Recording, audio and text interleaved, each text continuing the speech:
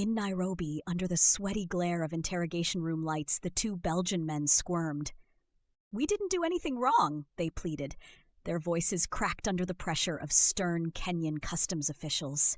The officials had just confiscated stacks of small test tubes stuffed with wiggling ants, thousands of them. As officials reviewed their case, cross-referencing another smuggling bust earlier in the week involving a group of suspicious Spaniards with, oddly enough, the same collection of ants, suspicion turned to fury. Kenya had no patience for these ant smugglers. After decades of battling ivory traffickers and poachers, the country had developed an unforgiving resolve against foreigners exploiting Africa's natural wealth.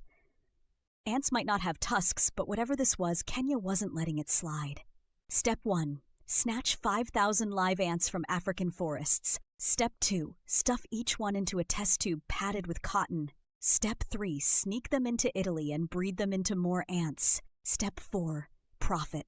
If each ant fetched 220ers, Sammy calculated they'd hit 1.1 millions before breakfast. "Then we farm, boys," he said, glinting with greed. "We'll be the ant kings of Europe." But Sammy's ambition dipped into dangerous territory.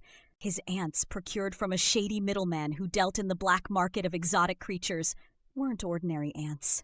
These were a rare Kenyan species infected with Ophiocordyceps unilateralis, a parasitic fungus more horrifically known as the zombie maker. This wasn't just science fiction. It was cutting-edge reality. The parasite infected ant hosts, seizing control of the insect's brain and forcing it to behave like a mindless drone, spreading spores like an obedient puppet. Unbeknownst to Sammy, what made this species particularly dangerous was a freak mutation. The fungus had developed the ability to jump species. It wouldn't stop at ants. Early-stage testing in labs suggested terrifying possibilities. This fungus could thrive in warm-blooded hosts, including mammals. All Sammy saw were dollar signs. What he'd brought to Italy could wipe out ecosystems, or worse, start a pandemic.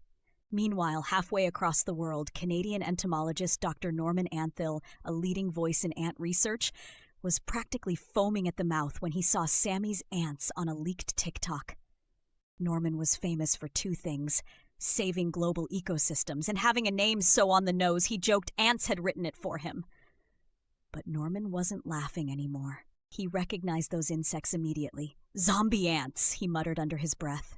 Norman knew what was at stake. Left unchecked, the mutation could spread rapidly, causing chaos in Europe's food chain, infecting both animals and possibly humans. There were reports of strange ant behavior near the Mediterranean, entire colonies abandoning hives, birds going missing. Norman packed his microscope and boarded a flight to Italy, vowing to stop Sammy's crew before the plague spiraled beyond containment. For Sammy, the nightmare began during dinner at his villa. Over a triumphant meal of risotto, one of his sample ants, trapped in a test tube nearby, began twitching unnaturally. Then, with uncanny strength, it shattered the glass. Over the next few days, weird things started happening. Members of Sammy's crew fell ill, their fevers punctuated by sudden bouts of aggression. "Just allergies," Sammy assured himself, ignoring the mounting chaos.